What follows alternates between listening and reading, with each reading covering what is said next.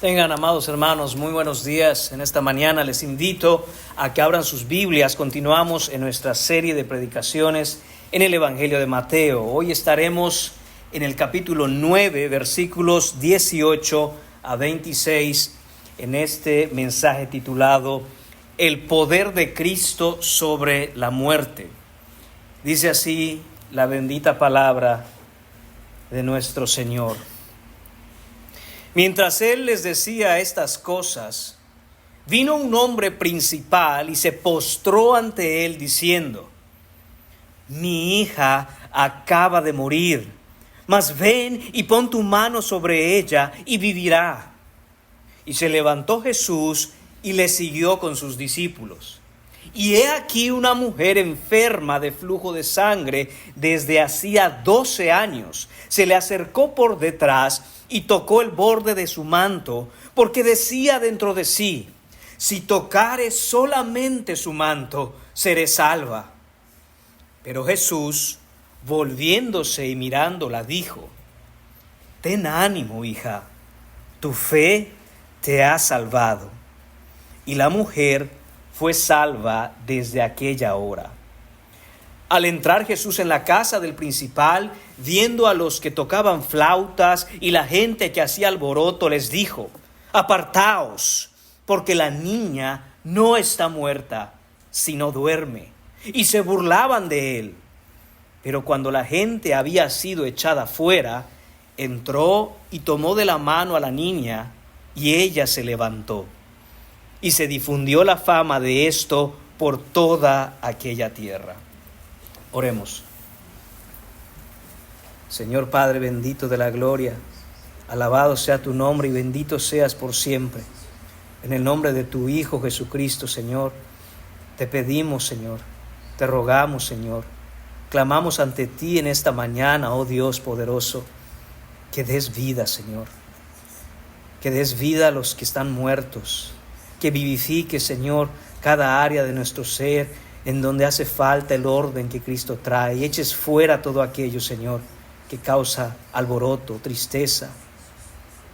Señor, por tu misericordia, Padre, y por tu poder, te rogamos, Señor, intercedemos por todos aquellos que aún escuchando este mensaje o estando aquí, necesitan vida, Señor. Eres tú el único, Señor, quien puede purificarnos de nuestros pecados. Eres el único, Señor, que pueda hacer la obra maravillosa del nuevo nacimiento. Te rogamos, Señor, que para tu gloria y por los méritos de tu Hijo Jesús, des vida, Padre. En el nombre de Jesús te pedimos estas cosas. Amén. Pueden tomar asiento, amados hermanos. La sección en la que nos encontramos en este Evangelio de Mateo, usted sabe, los capítulos 8 y 9 que hemos estado tratando, ha estado mostrándonos la soberana autoridad de Jesucristo. Cada pasaje en estos dos capítulos ha sido como el golpe de un martillo sobre el mismo clavo, haciendo penetrar en nuestros corazones una misma verdad. Cristo es el Rey absoluto sobre todas las cosas. Jesús es mucho más que un simple maestro, es mucho más que un iluminado, es mucho más que un buen hombre mostrándonos el camino por el cual debemos vivir, es mucho más que alguien que estuvo adelantado a su tiempo. Ya lo hemos visto dominar la lepra con un toque, curar la enfermedad a distancia, sanar la fiebre con compasión, callar la furia del mar con su voz, expulsar demonios dando una orden, sanar al paralítico con una palabra, y lo más glorioso, lo hemos visto, perdonar pecados como solo Dios puede hacerlo. Ahora, hermanos, en este pasaje llegamos a la cima de la montaña. En esta sección de la Escritura, Cristo va aún más allá, aun si eso pudiera ser increíble. Él demuestra su poder sobre la muerte misma. Aquí Mateo, hermanos, nos presenta dos historias entrelazadas: una mujer con flujo de sangre y una niña muerta. Ambos casos humanamente imposibles de resolver. Ambas situaciones sin salida, ambas son causas perdidas para el hombre. ¿Por qué, hermanos míos, están juntas estas dos historias? Lo están para enseñarnos que Cristo es suficiente para aquellos desesperados, sea que estén marginados por la sociedad, o sea que estén privilegiados, sea que estén a punto de perder la esperanza, o sea que ya estén muertos. Aquí está la verdad que este texto proclama con poder, y es esta: Cristo es la esperanza de los que no tienen ninguna, la pureza de los impuros y la vida que necesitan los muertos. Hemos dividido, hermanos, estas dos historias que, como he dicho ya, están entrelazadas en este pasaje en tres escenas.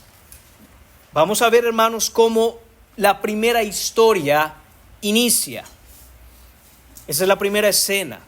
Después, la segunda historia interrumpe a la primera, inicia y termina. Esa es la segunda escena. Y después regresaremos a la primera historia con su segunda escena para concluir. Los puntos son los siguientes entonces.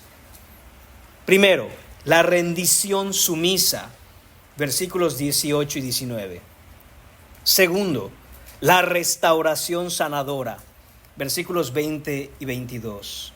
Y por último, la resurrección soberana, versículos 23 a 26. Así que, hermanos, empezamos con la primera historia en su primera escena. Punto número 1 en esta mañana: la rendición sumisa, versículos 18 y 19.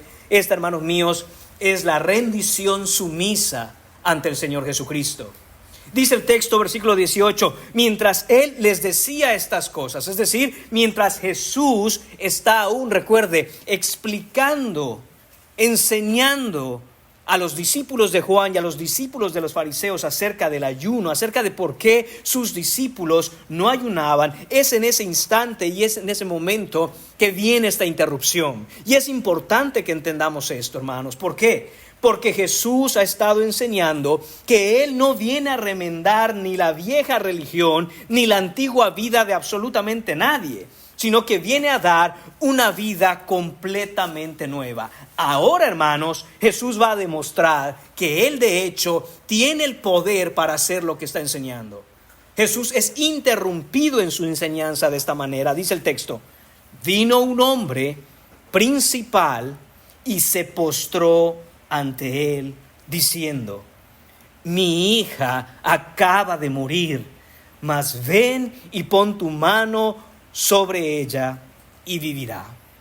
Hermanos, este hombre se llama Jairo y es un principal en la sinagoga. Esto lo sabemos porque así nos lo narra Marcos capítulo 5 versículo 22 y también Lucas capítulo 8 versículo 41. Es un principal en la sinagoga. Así, hermanos míos, como en las iglesias modernas de hoy, tenemos un grupo de liderazgo, hay ancianos, hay diáconos. Esto es lo que representaba en aquel tiempo ser un principal de la sinagoga. En pocas palabras, hermanos, Jairo es un hombre de gran posición, es un hombre respetado, es un líder religioso con gran prestigio social y sobre todo es muy rico. Humanamente hablando, hermanos, él representa el grupo de poder judío. Él representa la casta de los fariseos. Él mismo, hermanos míos, solía mostrarse hostil ante Jesús, porque así es la casta de los fariseos y así es la religión judía de la época. Pero aquí, hermanos míos, lo vemos humillado. Aquí vemos, hermanos míos, que está postrado ante Jesús. Y esa palabra postrado, hermanos, que traduce nuestra Reina Valera 60, pierde un poco la intensidad de lo que está sucediendo delante de Jesús por parte de Jairo. Reina Valera antigua traduce así: y él lo adoró mientras decía. Esa es la palabra, hermanos míos, en el original. Él vino corriendo, Jairo vino corriendo delante de Jesús y se arrodilla delante de él con la cara postrada en tierra y adoraba a Jesús mientras decía: ven a mi casa porque mi hija ha muerto, pero tú la puedes resucitar. Vemos, hermanos míos, inmediatamente cómo este hombre deja su posición, deja su prestigio, deja incluso los ideales, ideas o principios de su propia religión para ir a buscar a Jesús. lo vemos, hermanos, absolutamente desesperado. ¿Y por qué? Porque su hija, su única hija, su hijita de 12 años, nos dice Marcos capítulo 5, versículo 42, la alegría de su casa y de su corazón acaba de morir. Vemos inmediatamente, hermanos, cómo la tragedia destroza toda fachada nuestra. La tragedia rompe, hermanos míos, con toda imagen que queramos proyectar. Rompe con todo estatus, con todo prestigio, con todo renombre o con toda importancia. Y lo hace por igual. Salomón en Eclesiastés capítulo 2, versículos 15 a 17, escribe lo siguiente cuando él medita con respecto a lo que es la vida en esta tierra. Entonces, dice Salomón, dije yo en mi corazón, como sucederá al necio, me sucederá a mí también. ¿Para qué pues he trabajado hasta ahora para hacerme más sabio? Y dije en mi corazón que también esto era vanidad, porque ni el sabio ni el necio tendrán memoria para siempre, pues en los días venideros ya todo será olvidado, y también morirá el sabio como el necio, el rico como el pobre. Aborrecí por tanto la vida, porque la obra que se hace debajo del sol me era fastidiosa, por cuanto todo es vanidad y aflicción de espíritu.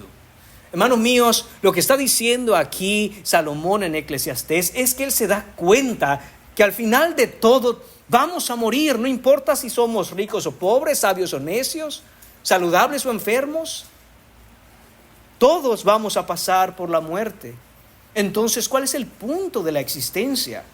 ¿Cuál es el propósito entonces de la aflicción? Dice él, aflicción de espíritu es todo cuanto hay bajo el sol. ¿Cuál es el propósito entonces de nosotros? ¿Y cuál es el propósito de la aflicción que vivimos? Hermanos, es dirigirnos a Cristo. Esta aflicción, esto que está viviendo Jairo, hizo que renunciara, que rechazara todo lo que él amaba, toda aquella posición, toda importancia, todo prestigio, toda riqueza. Él la hizo a un lado y fue y se humilló postrándose ante Jesús. Lo que nos muestra, hermanos, que eso es lo que necesitamos muchas veces para avivar nuestra alma para ir a Él. La fe verdadera muchas veces nace, de hecho, de la desesperación.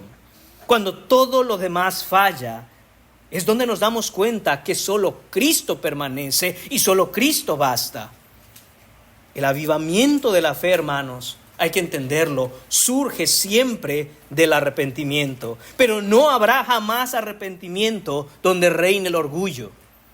Es necesario, por lo tanto, deshacerse de todo orgullo, humillarse y postrarse ante Jesús para que nuestra fe sea avivada. Jairo se deshizo de su orgullo para ir y públicamente, alrededor de toda la gente que estaba ahí, postrarse a los pies del Señor Jesucristo. Notamos entonces su actitud, una actitud de humildad. Él reconoce su dependencia total a Cristo.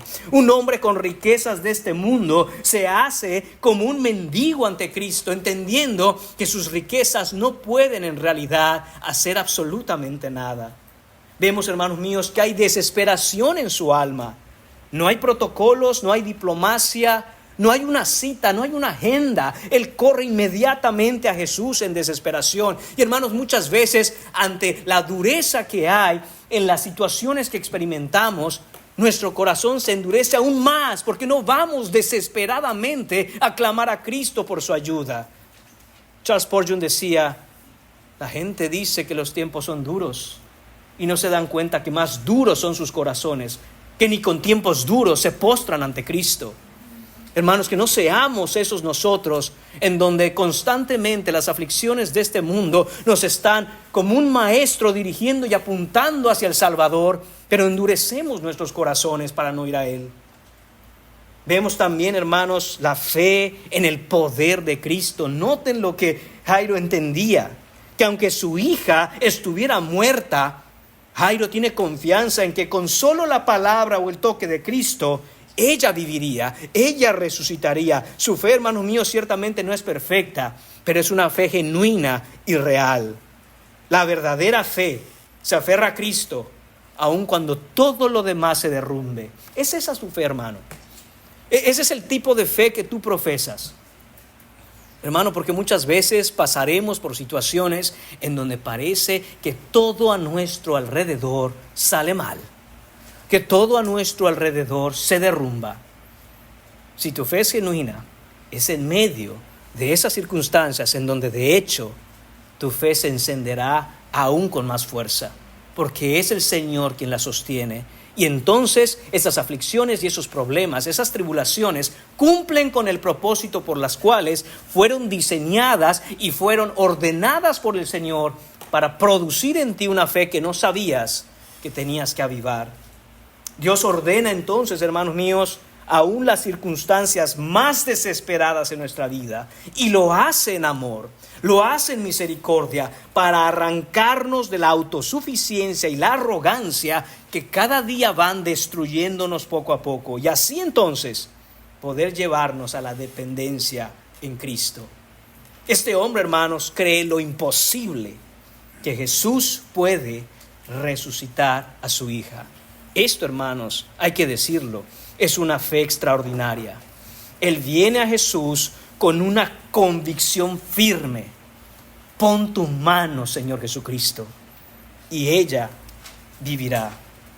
Quizá entonces, hermano, estás enfrentando una pérdida, un dolor, una crisis imposible. Solo tú sabes las cosas que vives. Todo lo que vives, recuerda, ha sido ordenado por Dios para traerte cada día más al Señor Jesucristo. Y Jairo ilustra cómo el Señor efectivamente atrae a los suyos. Aunque su fe es frágil, es fruto de la obra soberana de Dios en su corazón. ¿Qué debemos aprender de la fe de Jairo?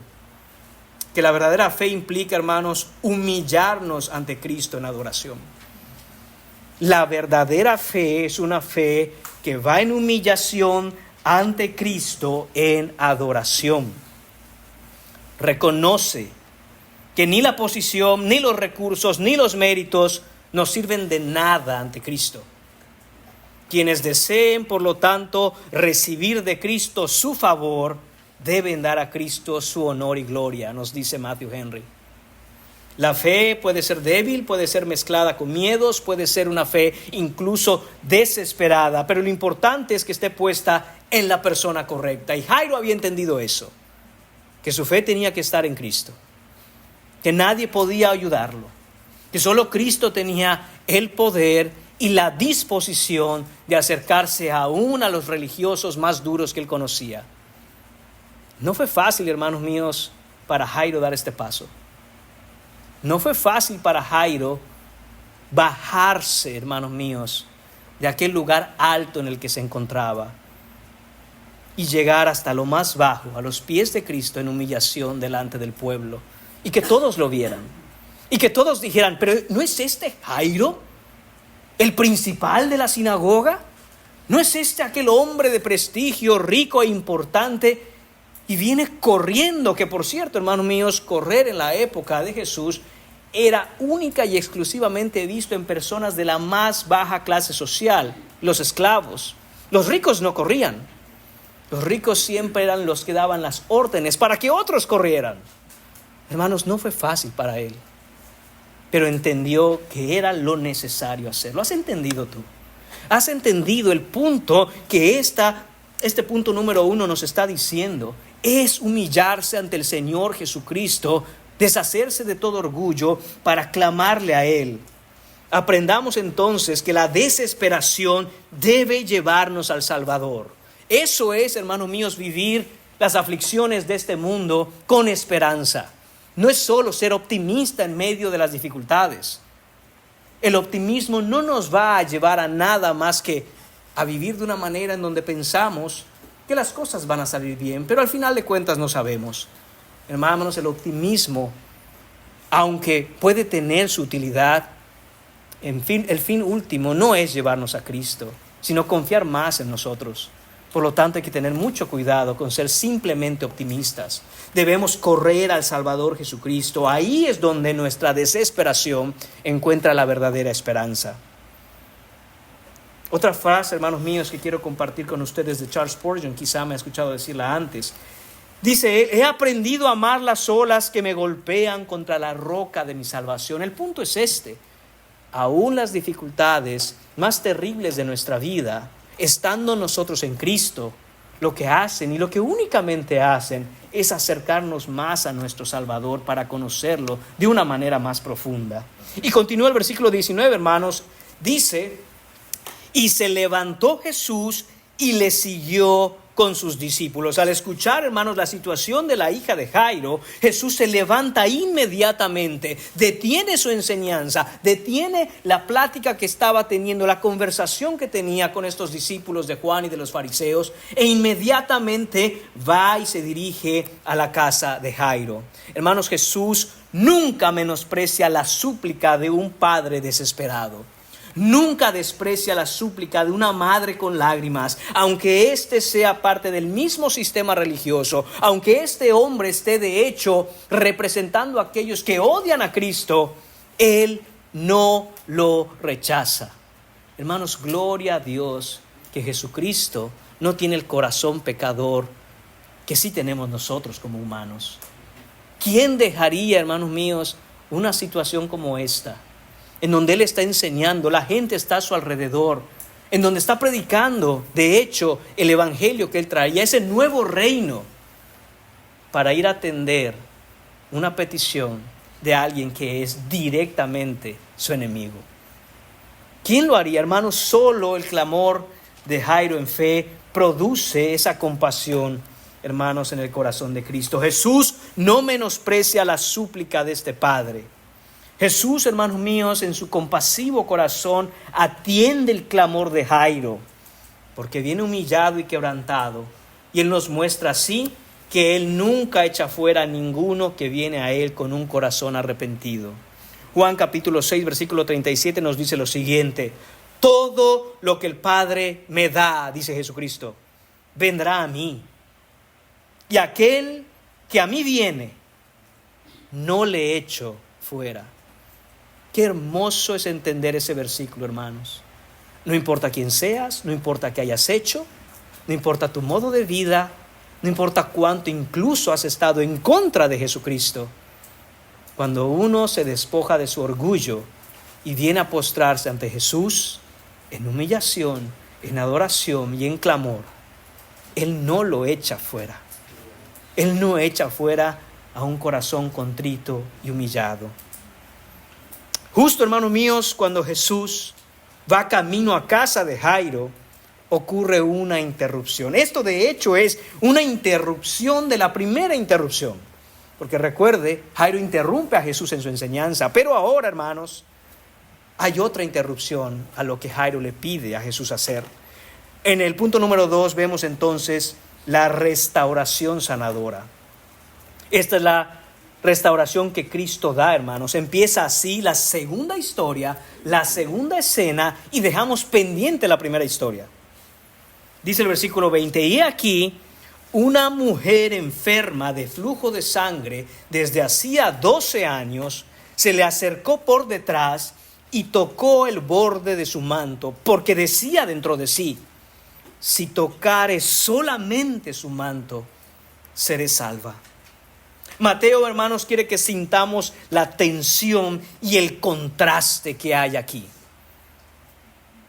Primero, este hombre privilegiado, adinerado, rico, con una alta posición, viene a postrarse delante de él. Ahora, una mujer absolutamente pobre, miserable, no quiere ser ni reconocida, quiere pasar desapercibida. Viene con esta fe en su corazón: si tocare solamente su manto, seré salva. La situación, hermanos míos, de la niña es una situación muy grave, pero alguien más necesita de Jesús desesperadamente. Esta mujer lleva 12 años sufriendo hemorragias menstruales. 12 años, todos los días, durante esos 12 años. Sufriendo de graves hemorragias. Quiere decir, hermanos, que esta mujer cayó enferma cuando la hija de Jairo nació. Y desde entonces, estas dos historias, Jairo y su hija, Jairo y su familia, y esta mujer del flujo de sangre empiezan a desarrollarse de manera independiente hasta que se unieron para siempre ese día. Por la soberana providencia de Jesucristo, Él une estas dos historias hasta el día de hoy, porque así las leemos en la Escritura. Hermanos, hay que entender que según la ley levítica, esta mujer, esta anciana, esta vieja del flujo de sangre, quedaba ritualmente impura. No podía participar en la vida religiosa y no podía tener contacto con otras personas porque los contaminaba. Levítico capítulo 15 versículos 25 a 27 dicen lo siguiente: y la mujer, cuando siguiere el flujo de su sangre por muchos días fuera del tiempo de su costumbre, o cuando tuviere flujo de sangre más de su costumbre, todo el tiempo de su flujo será una mujer inmunda, como en los días de su costumbre. Toda cama en que durmiere todo el tiempo de su flujo será como la cama de su costumbre, inmunda. Y todo mueble sobre el que se sentare será inmundo, como la impureza de su costumbre, también inmunda. Cualquiera que tocare esas cosas también será inmundo, y tendrá que lavar sus vestidos, y asimismo se lavará con agua, y será inmundo hasta la noche. Hermanos, esta mujer era una marginada social y religiosa. No era muy diferente de la condición del leproso que hemos predicado ya anteriormente. Ella no podía tocar a nadie, no podía estar cerca de su familia, tenía que vivir aparte completamente porque todo aquello con lo que ella entrara en contacto era inmundo, ceremonialmente inmundo. No podía tener participación en la vida religiosa o espiritual del pueblo de Israel porque era una mujer inmunda. Y esta es la manera en que Dios, hermanos, utiliza esta situación del flujo de sangre. Y de hecho, así lo hace en el Antiguo Testamento con cualquier otro flujo corporal, para mostrarnos y señalarnos los efectos de la caída, los efectos de la entrada del pecado al mundo y cómo esto hace separación con Dios. Esa es la manera en que el Señor decidió utilizar esta enfermedad. La mujer quedaba inmunda. Esta mujer, hermanos, era una mujer que vivía no solo en una pena en cuanto a su dolor físico y en su situación de salud, sino que también estaba marginada socialmente, es decir, señalada, aborrecida por el resto de la gente que la rodeaba. Nadie había podido ayudarla. De hecho, según Marcos capítulo 5, versículo 26, ella había gastado todo lo que tenía en médicos, pero no había encontrado alivio. De hecho, Marcos también nos aclara que mientras más gastaba en médicos, peor se ponía. Esta mujer había quedado pobre tratando de encontrar un remedio para su enfermedad. No había encontrado solución a su problema, pero una cosa vemos, hermanos, vemos su fe. Su fe valiente y arriesgada. Aunque su condición le hacía intocable, ella se abre paso, hermanos míos, entre la multitud para tocar el borde del manto de Jesús. Este también fue un paso de grande valentía de parte de ella. Solo podemos, hermanos míos, conjeturar, imaginar qué tuvo que hacer esta mujer para llegar hasta ahí. No solo por el hecho que tenía que luchar contra toda la multitud que apretaba a Jesús mientras él caminaba, sino por el hecho que seguramente tuvo que haber de alguna forma ocultado su identidad a los demás. Porque una mujer así por 12 años era conocida por todo el pueblo. La inmunda, ahí viene, no se le acerquen, no la vayan a tocar o dejar que los toque. De alguna manera ella, hermanos, puedo pensar, se cubrió con un manto, algo hizo esta vieja. De tal manera que en medio de la multitud, ella se abre paso y solo quiere extender su mano para tocar el manto de Jesús, aunque sea sin que él se dé cuenta. La narración que nos hace Marcos, hermanos, y también Lucas, de este mismo acontecimiento, nos dice que ella sanó en el mismo instante en que tocó el manto de Jesús. Dice Marcos capítulo 5 versículos 29 a 33, y enseguida, es decir, cuando la mujer toca el manto de Jesús, la fuente de su sangre se secó y sintió en el cuerpo que estaba sana de aquel azote. Luego Jesús, conociendo en sí mismo el poder que había salido de él, volviéndose a la multitud, dijo: ¿Quién ha tocado mis vestidos? Sus discípulos le dijeron: ¿ves que la multitud te aprieta y dices: ¿quién me ha tocado? Pero él miraba alrededor para ver quién había hecho esto. Perdón. Versículo 33. Entonces la mujer, temiendo y temblando, sabiendo lo que en ella había sido hecho, vino y se postró delante de él y le dijo toda la verdad. Hermanos, vemos inmediatamente una cosa. Jesús, y lo hemos visto constantemente en los diferentes pasajes que hemos estudiado y hemos predicado, Jesús reconoce, mira, conoce una fe genuina y verdadera. También vemos, hermanos míos, que todo aquello que hizo Jesús no lo hizo, hermanos, sino por su poder soberano. A Jesús, hermanos míos, le costaba cada milagro que hacía. De alguna forma, hermanos, algo se desprendía de él para lograr revertir los efectos miserables de la caída y el pecado.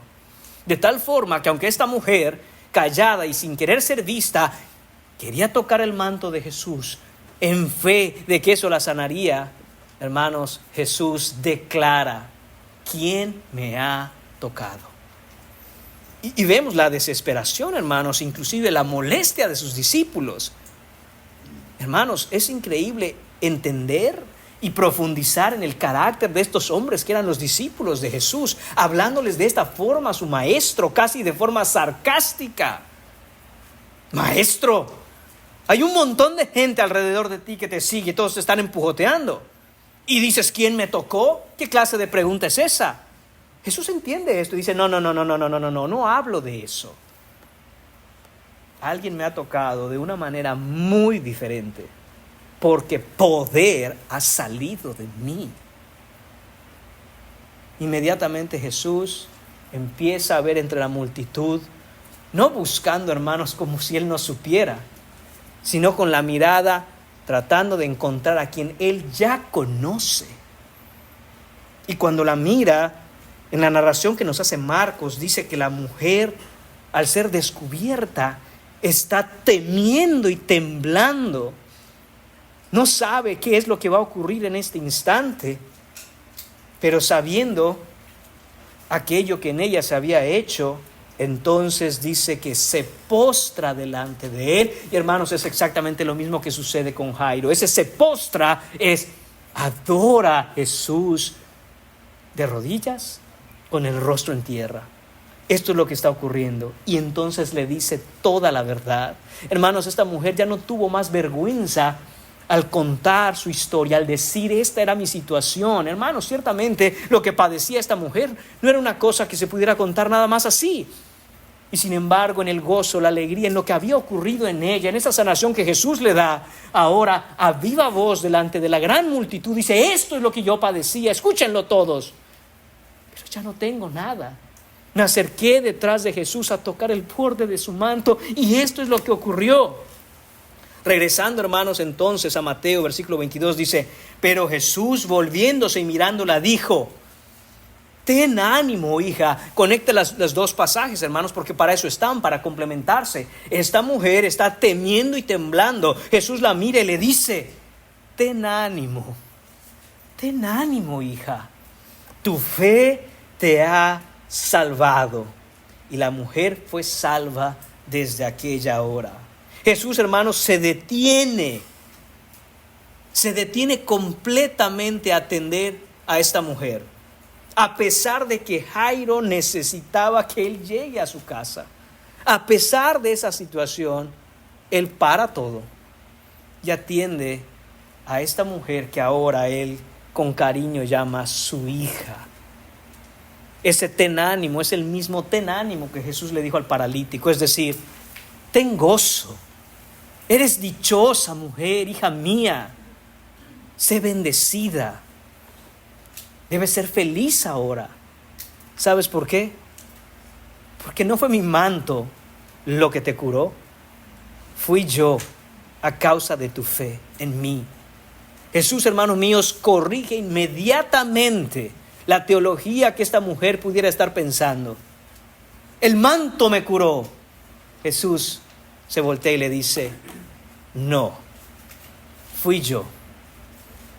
Ahora sé dichosa, sé feliz, porque ahora por tu fe eres hija del reino, porque ahora por tu fe eres nacida de nuevo.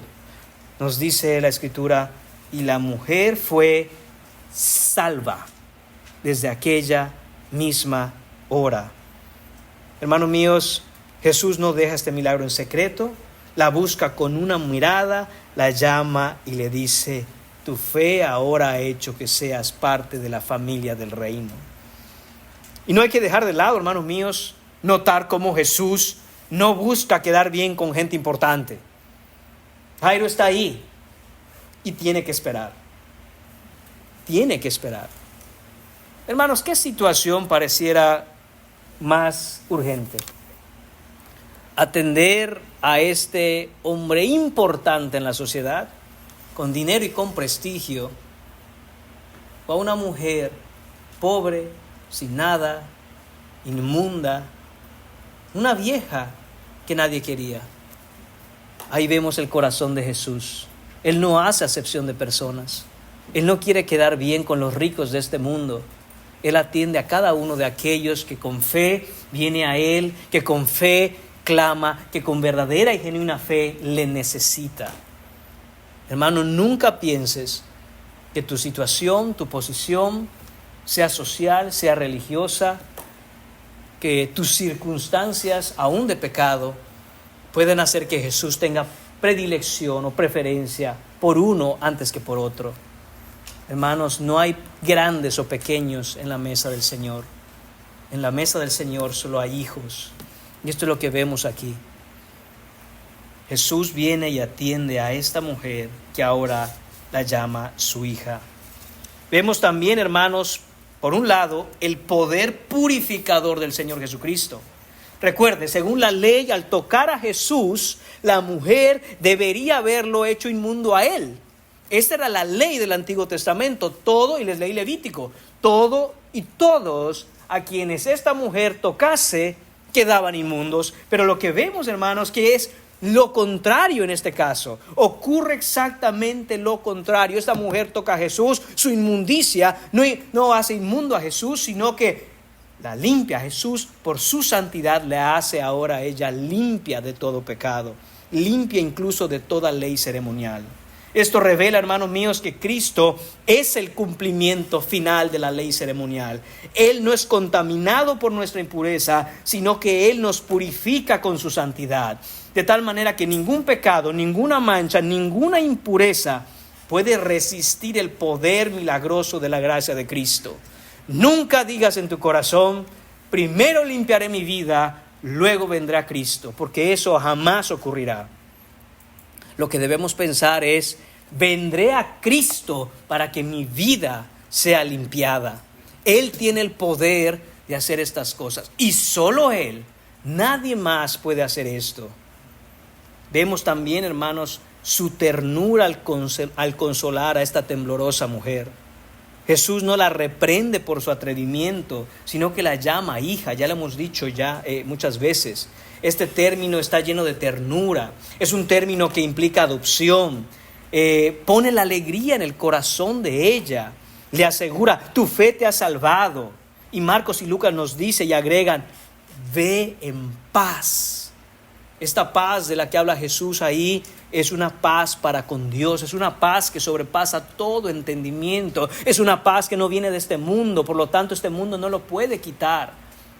Lo que el mundo no puede dar tampoco lo quitará, hermanos, y la paz que Dios nos trae es una paz fuera de este mundo, es una paz que surge y nace desde el corazón del Padre, y eso nos es otorgado cuando nuestros pecados nos son perdonados. Aprendemos que Cristo se compadece y recibe al pecador indigno. Le otorga plena paz y comunión con Dios. Y este es el punto clave en esta circunstancia siendo ella inmunda tocando a Jesús. Jesús, hermanos, vino a hacer lo que la ley no puede lograr. La ley solo diagnostica el problema, pero Jesús es la única solución a ese problema que la ley diagnostica. Si tú estás aquí sentado y eres cristiano, debes entender esto bien. Nadie podrá ser salvo. Nadie entrará al cielo por portarse bien o cumplir los mandamientos. Esa es la ley de Dios. Ya no tenemos la ley ceremonial, es cierto. Ya no tenemos la ley civil del Antiguo Testamento para el pueblo de Israel, es cierto. Pero su ley es eterna y prevalece por los siglos de los siglos. Nos queda su ley moral para siempre y por siempre, los 10 mandamientos. Pero no te confundas, debemos amar su ley porque su ley es santa, justa y buena. Pero no podemos pensar, hermanos, que la ley tiene el poder de salvarnos, porque no lo tiene. Tiene el poder de llevarnos, dice de hecho Pablo en Gálatas, como un ayo, como un maestro a Cristo, quien nos salva. Es decir, que la ley diagnostica el problema que tenemos y nos dice, la cura que tú necesitas se encuentra en Jesucristo. Imagínese la insensatez que es que un hombre enfermo vaya al doctor, el doctor lo diagnostique, le dé la receta médica y esa persona abrace la receta médica pensando que la receta lo sanará. Pensando que leyendo la receta muchas veces será sano de la enfermedad que tiene. Hermanos, nadie haría eso, ¿no es cierto? Uno lee la receta, inmediatamente hace lo que tiene que hacer porque necesita el medicamento. Y se da cuenta que tal vez ha usted experimentado esto. Va a un lugar, no la tenemos, y usted se mueve para buscarlo en otro. No, que me llega tal día y usted anda en el teléfono viendo y cuándo me llega. ¿Por qué? Porque usted entiende la urgencia del medicamento que necesita. La receta solo le sirvió para comprender, para entender, para saber cuál es la cura para esto. Hermanos, del mismo modo, la ley de Dios diagnostica, nos dice, nos señala, es la receta que nos dice, tienes que ir a Cristo. La enfermedad que tú tienes, tu pecado, solo puede ser curada si vas a Cristo en arrepentimiento y fe.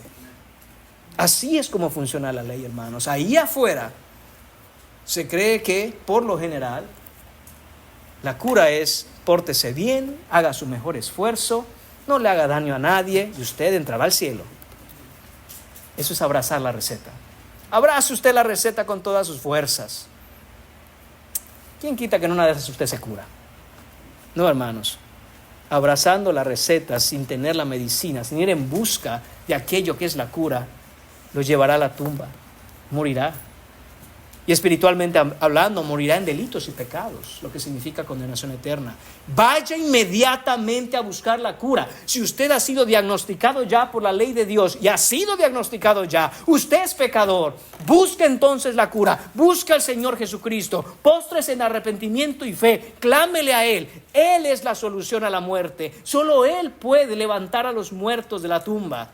Y eso es lo que usted necesita si no está en Cristo. Eso es lo que todos necesitamos constantemente, aun si ya estamos vivos, del alimento que Cristo nos da, de la gracia que Él concede, del sostenimiento que Él provee. Solo en Él, hermanos míos, encontramos la cura a nuestras más profundas necesidades. Por otro lado, miren la actitud de la mujer también, hermanos. Ese temor reverente, cuando Jesús la llama, ella se presenta delante de Él, temiendo y temblando, dice Marcos capítulo 5, versículo 33. Porque esa es la actitud de un pecador consciente de su indignidad, pero confiando en la gracia del amoroso Salvador. Y Jesús no solo concedió la sanidad física, sino una restauración espiritual. Ella quería una sanación en secreto, pero Jesús le da salvación pública, mucho más de lo que ella esperaba, porque así es nuestro Cristo. Nunca lo dude, nunca dude de esto. Confiamos y debemos confiar en Jesucristo para todas las cosas. hermanos, y aun cuando parece que Jesús no nos da aquello que nosotros necesitamos, tenga por seguro que Él da mucho más allá de lo que nosotros pudiéramos pedir o imaginar. Mucho más allá. El problema es que nosotros no entendemos lo que la mente de Dios está haciendo. Recordemos de nuevo, Jairo está parado esperando. ¿Qué estará pasando por la mente de Jairo? ¿Desesperación? ¿Angustia? Vamos a mi casa ya, Jesús. Ya estuvo, ya está curada la vieja, vámonos. No lo sé, pero Jesús sí sabe. Y Él nunca llega tarde a ninguna cita. Y Él nunca, hermanos míos, se retrasa. El problema es que queremos ajustar la agenda de Dios a nuestra agenda, y eso nunca va a funcionar. Usted sabe quizá que diferentes personas perciben diferentemente el tiempo. Hay países, hermanos, y hay culturas en donde son muy respetuosos del tiempo. Son famosos, por ejemplo, los ingleses por su puntualidad exagerada. Los japoneses también. Para ellos un segundo más, un segundo menos hace la diferencia. Eso habla de la manera en que ellos entienden el tiempo, entienden el orden, entienden incluso el honor. Pero pregúntele a un hispano con respecto al tiempo. Hombre, 5 minutos no pasa nada. 5 minutos arriba, 5 minutos más, hombre. 10, 10 y 5 es lo mismo. 10, 10 y cuarto es lo mismo. De hecho, tenemos una flexibilidad como de 1 hora, ¿no? Le cito a las 4, vamos a llegar a las 5. Hermanos, eso entre otras culturas, no solo la hispana, es lo más normal. Imagínense mezclar esas dos cosas. Imagínense poner a un japonés o a un inglés esperando a un hispano. Ese hombre se va a desesperar esperando a nuestros queridos hermanos del pueblo hispano. No estoy hablando de todos, estoy hablando de en general como cultura. Habría ya un conflicto, ¿no? Porque el hispano va a decir, hombre, ¿cuál es el problema? Si solo llegué 40 minutos tarde, pero llegué. Más vale tarde, pero sin sueño. Hermanos, el inglés no es así. Y entendemos la distancia tan grande que hay entre la disciplina de uno y la flexibilidad del otro. Ahora comparemos esas dos cosas, hermanos, pensando en el tiempo, en la manera en que nosotros lo entendemos y la manera en que Dios entiende el tiempo. Es infinitamente separado, es infinitamente lejano. Nunca, no importa de qué cultura seamos, entenderemos el tiempo de Dios como Él lo entiende. Y nos desesperamos y queremos que las cosas ocurran ya y queremos que sea nuestro tiempo, nuestro horario, ya puse la alarma, que las cosas salgan como quiero y que salgan ahora. Pero Dios no es así. Dios dice no. Mi tiempo es diferente porque mis propósitos son eternos. Pero debemos confiar, hermanos míos, en que el que ideó, creó, sostiene y hace transcurrir el paso de los siglos sabe lo que está haciendo. Es ajustar nuestra agenda a la agenda de Él, no al revés. Así que Jairo, te toca esperar y tienes que confiar, porque Jesús tiene sus planes, tiene sus propósitos, tiene su agenda, y sus planes, propósitos y agenda son mucho mejores que los tuyos. Su sabiduría sobrepasa infinitamente la tuya. Ten confianza en lo que Él está haciendo. No seas como aquel que le pide paciencia al Señor y le dice, Señor, dame paciencia, pero dámela ya. Es poco a poco, es confiando en Él. Es confiando en que Él en el proceso está cumpliendo sus propósitos eternos. Tal vez, hermano mío, tú te sientes como esta mujer, olvidado, recluido, impuro por tu pecado y sin ninguna esperanza, sin ninguna salvación. Estás frustrado. Aún estando en Cristo, te das cuenta que la vida cristiana es muy frustrante. Quizá ves que otros crecen y tú vas allá atrás. Yo te digo que tengas fe. Mira el ejemplo de esta mujer. Mira cómo esta mujer lo único a lo que se aferraba es poder acercarse a Él y aunque sea tocar el borde de su manto. Ten la misma fe. Hablamos muchas veces, hermanos, y debemos hacerlo, debemos decirlo, es la enseñanza de tener una comunión profunda con Jesucristo, porque esa es la esencia y el fundamento de la vida cristiana, y lo es. Hermanos, pero esa comunión profunda con el Señor Jesucristo no se da de la noche a la mañana. Quizá empieza con, aunque sea, acercarme y tocarlo, para que Él diga: ¿quién me tocó? ¿Dónde está aquel hijo que me ha tocado? ¿Dónde está aquella hija que me ha tocado? Y aunque otros puedan tener esa cercanía más profunda y esa relación más fuerte con el Señor Jesucristo, si tú aún no la tienes, ten por lo menos la fe de esta mujer que decía: aunque pudiera yo tocar el borde de su manto. Que es ahí donde empieza, hermano mío, hermana mía, una fe más profunda en Él. Aprendemos entonces que la verdadera fe reconoce que no hay salvación por medios humanos. Aprendemos que la fe genuina, aunque pequeña y débil como la de esta mujer, muchas veces insignificante pero verdadera, se aferra a Cristo y ese contacto con Él es suficiente para salvar. No es la fuerza de tu fe, sino el objeto de tu fe lo que salva. Es la fe en Jesucristo lo que nos da salvación. Esta mujer ilustra que el evangelio es para los marginados, los impuros, los olvidados. Cristo recibe al que la sociedad rechaza, al que la religión desprecia. Ahí está Jesús. Y con esto, hermanos, vamos a la primera historia de nuevo. La segunda escena de la primera historia, nuestro punto número 3 en esta mañana. La resurrección soberana, versículos 23 a 26. Jairo ya no tiene que esperar. Jesús continúa su camino hasta su casa.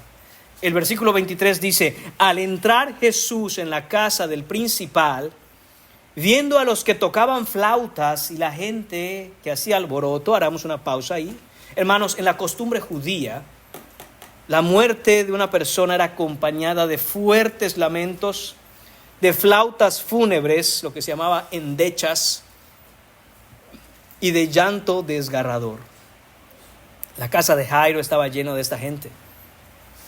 La escena era caótica, la casa estaba colmada de confusión y de desorden. Imagine la escena. Ahí está este grupo de flautistas tocando endechas, es decir, canciones fúnebres, canciones tristes. Estaba llena de gente gritando y llorando. Quizá algunos hasta se desmayaban de la impresión. Gritos aquí, gritos allá. Quizá usted haya experimentado eso. Ahí se encontraban estos músicos, hermanos, siguiendo la costumbre de la época. La idea, hermanos, era aumentar la pena y provocar llanto entre los asistentes. Era la costumbre de la época.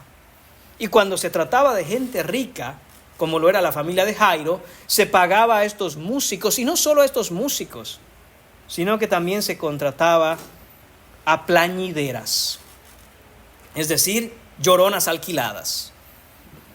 Todavía se hacía esa costumbre, o se sigue haciendo en algunos lugares, en algunos poblados, en algunas aldeas. Se les paga y van estas mujeres y a llorar, y a llorar, y a llorar.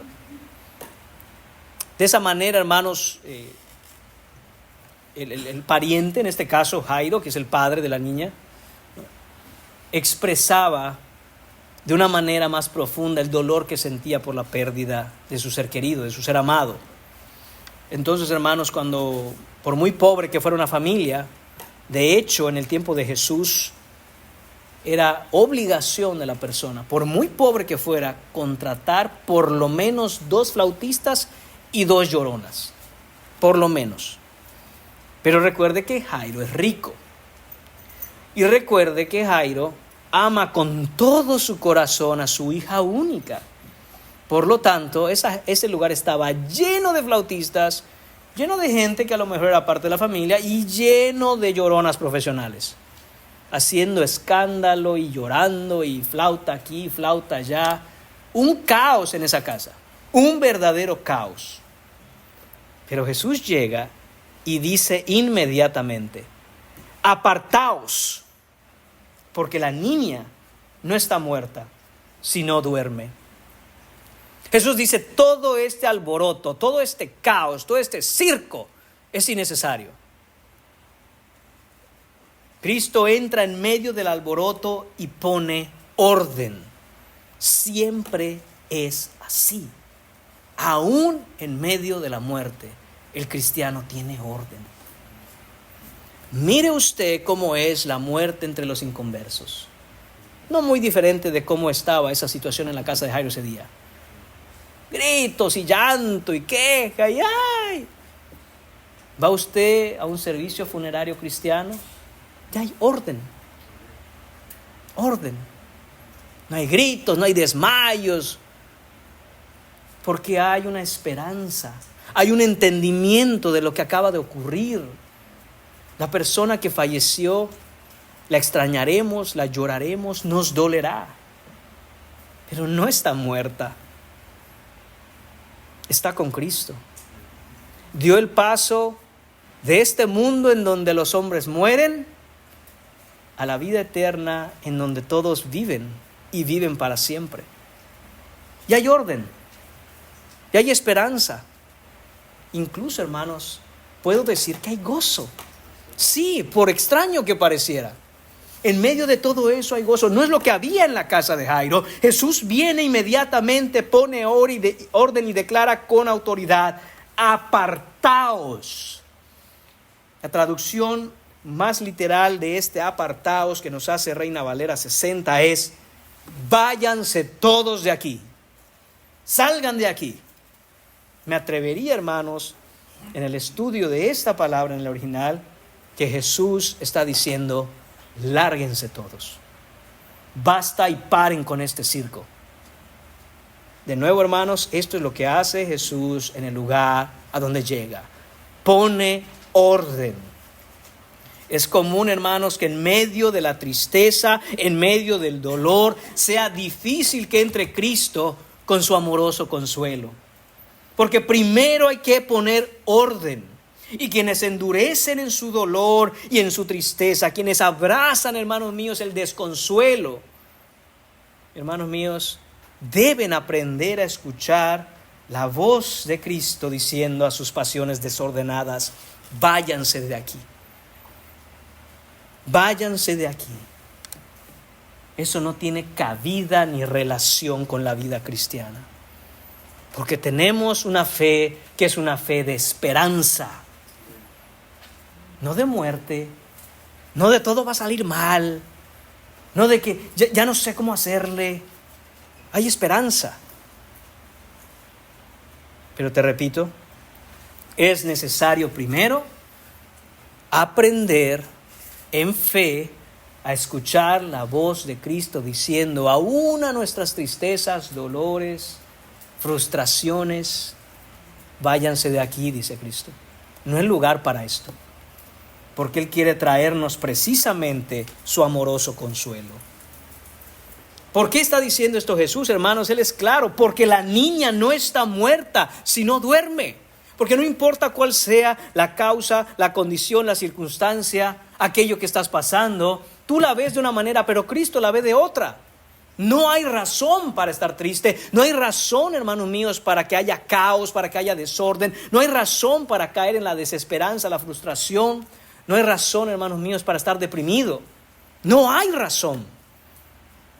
No dejes que tus emociones te engañen. No dejes que tus circunstancias se aprovechen de tu dolor. Cree en Cristo, ten esperanza en Él. Porque la niña no está muerta, sino duerme.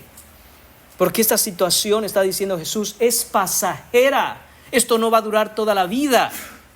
El que tiene a Cristo sabe que lo único que permanecerá por la eternidad es la salvación que tenemos en Él. Nada más en este mundo es eterno, sino la salvación en Cristo, porque Cristo es eterno. Y noten qué dice: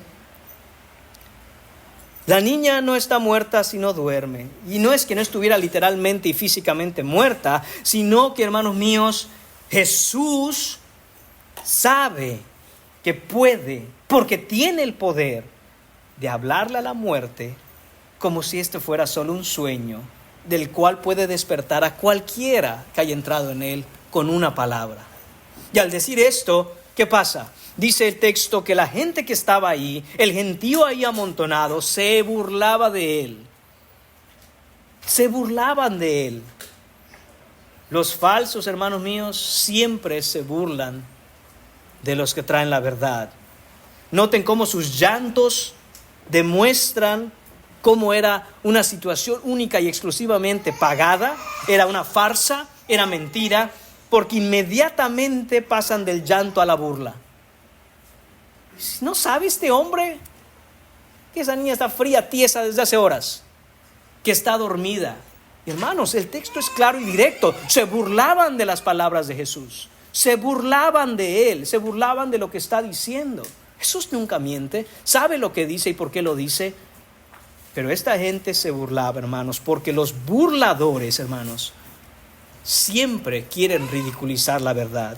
Porque la incredulidad siempre hace burla de la verdad. Siempre. Estos burladores no son aptos para experimentar las maravillas del reino de Dios. Por eso son echados fuera. Por eso Jesús dice, váyanse de aquí, largo. Este es nuestro Jesús, nuestro Señor Jesús, hermanos. Y Jesús no se detiene ante el desprecio.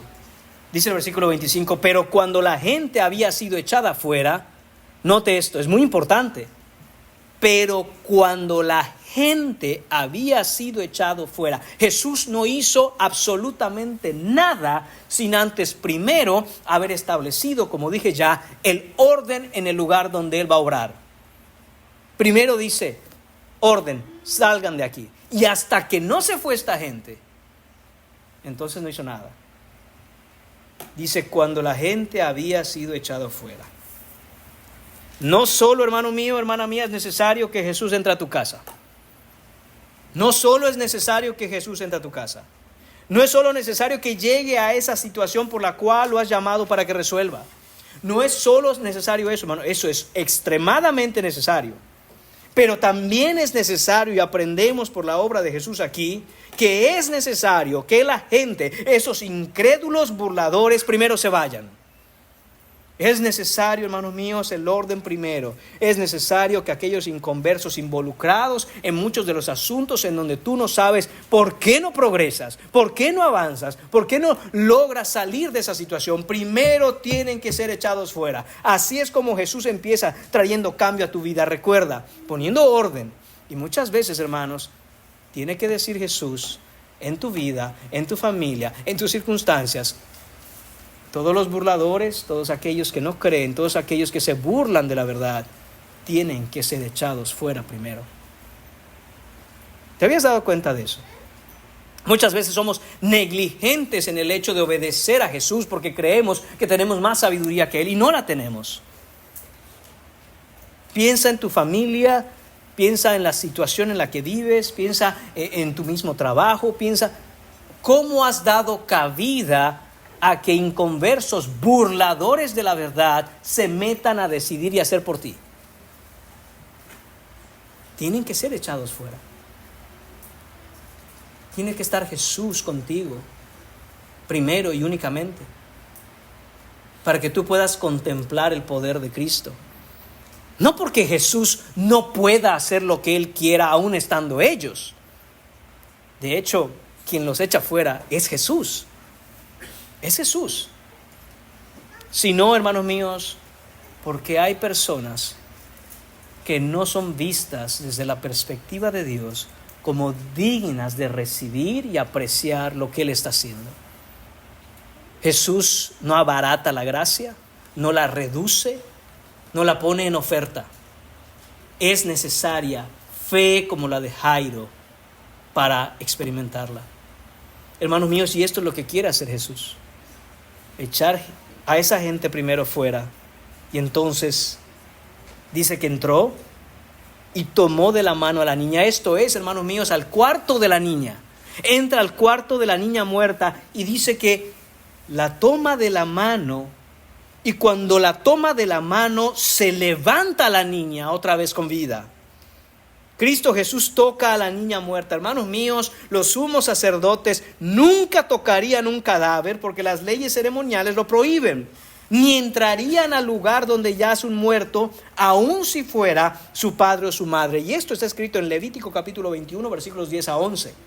Ellos no van a entrar ahí porque, de nuevo, quedan inmundos. Se les está prohibido por la ley ceremonial. Pero Jesús, el sumo sacerdote del nuevo pacto, el pacto de gracia, no es como ellos. Nuestro sumo sacerdote, hermanos míos, es compasivo, amoroso y vino de hecho a tener contacto con lo inmundo para purificarlo.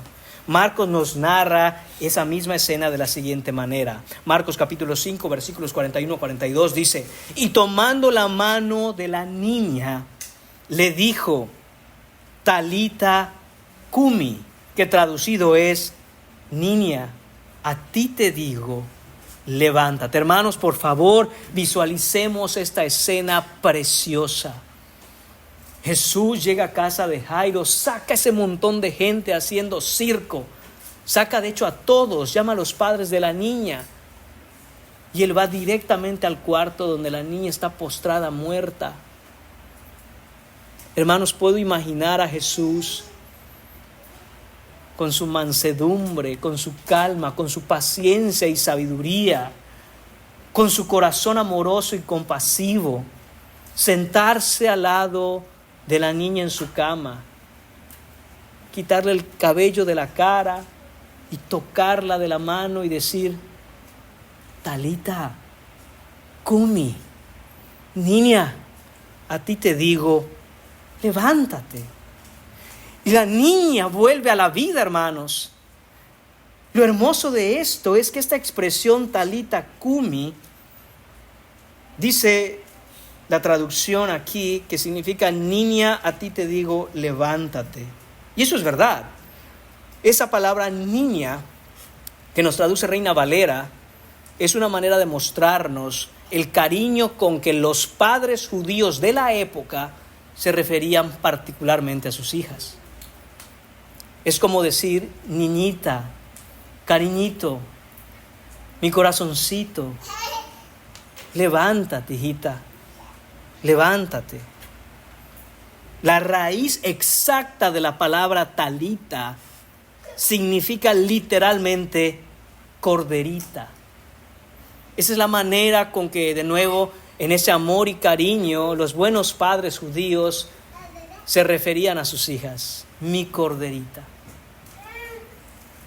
Esta escena, hermanos, nos señala el cumplimiento de Isaías 40:11, donde dice que el Dios del universo, Jehová de los ejércitos, como pastor, dice el versículo 11 de Isaías 40, apacentará su rebaño y en su brazo llevará o levantará a sus corderos. Es la misma palabra, hermanos, cordero aquí, que la raíz de la palabra talita en el pasaje que Marcos nos narra, que es lo que nos está contando también Mateo. Y dice, y en su seno los llevará, los pastoreará suavemente a las recién paridas. Él toma, hermanos míos, la mano de la niña y con su voz amorosa la despierta de nuevo a la vida. Hermanos míos, Jairo lo que está presenciando delante de él es la escena probablemente más hermosa que sus ojos podrían haber experimentado. Porque él, como padre de esa niña, con todo el amor que le tiene, con todo su corazón, con que profundamente la ama, es su hija única, está viendo a aquel que en realidad es, en última instancia, el padre de su hija, su verdadero padre, aquel que la formó en el vientre de la esposa de Jairo, aquel que la sostuvo, aquel que le dio crecimiento por 12 años, aquel que cada segundo de su vida en esos 12 años no se ha apartado de él. Y ahora viene y como un padre por la mañana, cuando ya es hora de levantarse y la niña aún duerme, se sienta a un lado de la cama Se acerca y probablemente cerca del oído, con una dulzura como la que solo Cristo puede tener, le dice: mi corderita hermosa, despierta, cariño, es hora de despertar, levántate. Y la niña se levanta, hermanos. Jairo entendió en ese momento que Jesús es quien le había dado a su hija. Es Jesús quien es el verdadero y último padre de su gran tesoro. Hermanos, y es así con nuestros hijos. Son nuestros, pero no lo son. Tenemos la responsabilidad de cuidar los hijos de un rey. ¿Cómo estás cuidando y educando a los hijos de tu rey y tu Señor? ¿Qué estás poniendo en sus mentes? ¿Cómo los estás incluso alimentando? ¿Cómo los estás instruyendo en la palabra? ¿Cómo les estás hablando de aquel que es en última instancia su Padre y su Creador? Vas a dar cuenta a aquel que los creó por ello. ¿Qué estás haciendo con tus hijos? Porque el Señor Jesús tiene cuidado, amor, cariño, compasión, ternura con sus pequeños. Dejad que los niños se acerquen a mí, dijo Jesús, que es de ellos que está hecho el reino de los cielos. ¿Qué estás haciendo tú con los hijos del reino? Por lo que más quieras te pido, no hagas traición a tu rey, dejando que otro reino se los robe. No hagas traición a tu rey, enseñándoles lealtad a ningún otro rey, porque solo hay uno.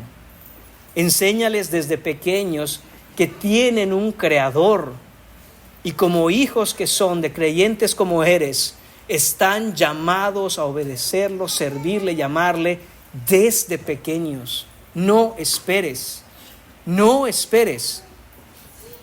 Hermanos míos, esto es lo que vemos en el pasaje. Donde Cristo entra, la muerte ya no tiene ningún poder. Este milagro es una sombra de lo que vendría. Es una sombra, hermanos míos, de lo que un día veremos. Cristo mismo sería primero levantado de entre los muertos, y en Él todos los que creen serán resucitados para vida eterna un día. El que tiene a Cristo ya no teme a la muerte, porque ha sido vencida por Él. Hermanos, y eso es, en última instancia, no solo la fe que profesamos, sino la esencia misma de la esperanza que tenemos en Cristo. No creas un evangelio truncado. Es decir, soy salvo, me voy para el cielo y voy a estar tocando mi arpa en una nube con mis alas que me van a dar como ángel. Eso es fantasía. Eso es una caricatura. La verdad es esta: Jesús resucitará de entre los muertos a todos aquellos que en Él por fe mueran. A todos y cada uno de los que estamos aquí. Y un día, porque somos hombres, somos humanos, si el Señor no vuelve antes de que moramos, moriremos. Pero resucitaremos con Él. Resucitaremos de entre los muertos con Jesucristo y por Jesucristo. Hermanos, esa es nuestra esperanza. Que la muerte no se enseñorea más de nosotros. Que aunque muertos estemos, vivos estamos para el Señor. Que el paso de aquí a la eternidad es un cerrar de ojos. Y nunca lo olvides. Así como Cristo camina a nuestro lado todos los días, así también la muerte lo hace. Y cuando el Señor de la orden, cerramos los ojos aquí y los abrimos en la eternidad, ¿estás listo para ese día? ¿Estás listo para el día en que cerrarás los ojos? No sabes cuándo es, no sabes el día, la fecha y la hora, pero está puesta en el calendario de Dios. Y no puedes ni agregar un segundo más a ese momento, ni puedes tampoco, y nadie puede, quitar un segundo a lo que Él ha determinado. Con tristeza, hermanos, nos enteramos el jueves por la noche de que uno de los pastores más fieles que este país ha conocido, el hermano pastor Body Bocan, perdió la vida. Fue inesperado, fue de pronto. Y sabemos, hermanos, en medio de la tristeza que esto puede ocasionar, que Él está con su Señor y está regocijándose con Él, que escuchó las fieles palabras de Jesús diciendo: entra, siervo fiel, entra en el gozo de tu Señor. Hermanos, y quizá usted ha visto este video, él estaba tan seguro de que no moriría. Y en una predicación que, como dije, se ha hecho popular en redes, lo mostraban a él hablando con esa pasión que lo caracterizaba. Y él decía: un día escucharán el rumor de que Body Bocam ha muerto. No lo crean, no lo crean, no lo crean. Porque aunque yo muera, vivo estoy en Cristo, pues en Él seré resucitado. Hermanos, esa es nuestra fe. Esa es nuestra fe. ¿Cuál es el miedo a la muerte entonces? Hermanos, morir ciertamente asusta, pero la muerte no tiene poder sobre el cristiano más, porque aunque muertos, cito las palabras del pastor Body Bocam, resucitaremos juntamente con él. No moriremos, sino que entraremos, de hecho, al reino en donde todos viven y viven para siempre. Hermanos, termina este fragmento de la Escritura en el versículo 26 diciendo: y se difundió la fama de esto por toda aquella tierra. Note cómo la palabra que se utiliza aquí es fama.